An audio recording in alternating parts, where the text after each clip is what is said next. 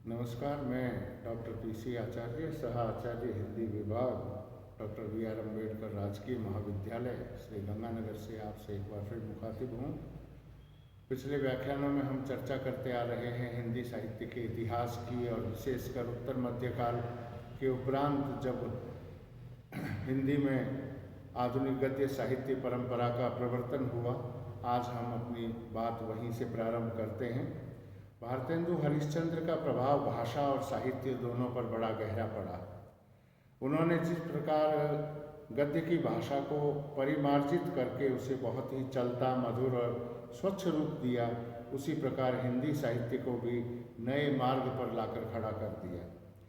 उनके भाषा संस्कार की महत्ता को सब लोगों ने मुक्त कंठ से स्वीकार भी किया और वे वर्तमान हिंदी गद्य के प्रवर्तक माने गए। मुंशी सदासुख की भाषा साधु होते हुए भी पंडिताऊपन लिए हुए थी। लल्लू लाल में ब्रज भाषापन और सदल मिश्र में पूर्वीपन था। राजा शिव प्रसाद का उर्दूपन शब्दों तक ही परिमित न था, वाक्य विन्यास तक में घुसा हुआ था।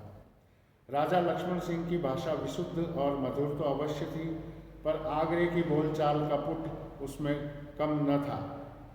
भाषा का निखरा हुआ शिष्ट सामान्य रूप भारतेंदु की कला के साथ ही प्रकट हुआ। भारतेंदु हरिश्चंद्र ने पद्य की ब्रज भाषा का भी बहुत कुछ संस्कार किया। पुराने पढ़े हुए शब्दों को हटाकर काव्य भाषा में भी वे बहुत कुछ चलतापन और सफाई लेकर आए। इससे भी बड़ा काम उन्होंने ये किया कि साहित्य को नवीन मार्ग दिखाया और उसे वे शिक्षित जनता के साहचर्य में ले आए। नई शिक्षा के प्रभाव से लोगों की विचारधारा बदल चली थी। उनके मन में देश हित, समाज हित आदि की नई उमंगें उत्पन्न हो रही थी। काल की गति के साथ साथ उनके भाव और विचार तो बहुत आगे बढ़ गए थे, पर साहित्य पीछे ही पड़ा था। भक्ति, श्रृंगार आदि की पुराने ढंग की कविताएं होती चली आ रही थी। बीच बीच में कुछ शिक्षा संबंधिनी पुस्तकें अवश्य निकल जाती थी, पर देश काल के अनुकूल साहित्य निर्माण का कोई विस्तृत प्रयत्न तब तक नहीं हुआ था। बंग देश में नए ढंग के नाटकों और उपन्यासों का सूत्रपात हो चुका था, जिनमें देश और समाज की नई रुचि और भावना का प्रतिबिंब आने लगा था। पर हिंदी साहित्य अपने पुराने रास्ते पर ही पड़ी थी। रचनाएं उनकी ऐसी ही थी।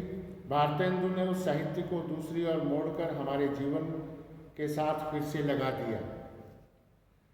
इस प्रकार हमारे जीवन और साहित्य के बीच में जो विच्छेद था उसे उन्होंने दूर किया। हमारे साहित्य को नए नए विषयों की ओर प्रवृत्त करने वाले हरिश्चंद्र ही हुए। अगले व्याख्यान में हम बात करेंगे उर्दू और हिंदी गद्य की भाषा के स्वरूप का, जिसको लेकर बहुत सी बातें कही जाती रही उस समय में। आज यहीं तक। धन्यवाद।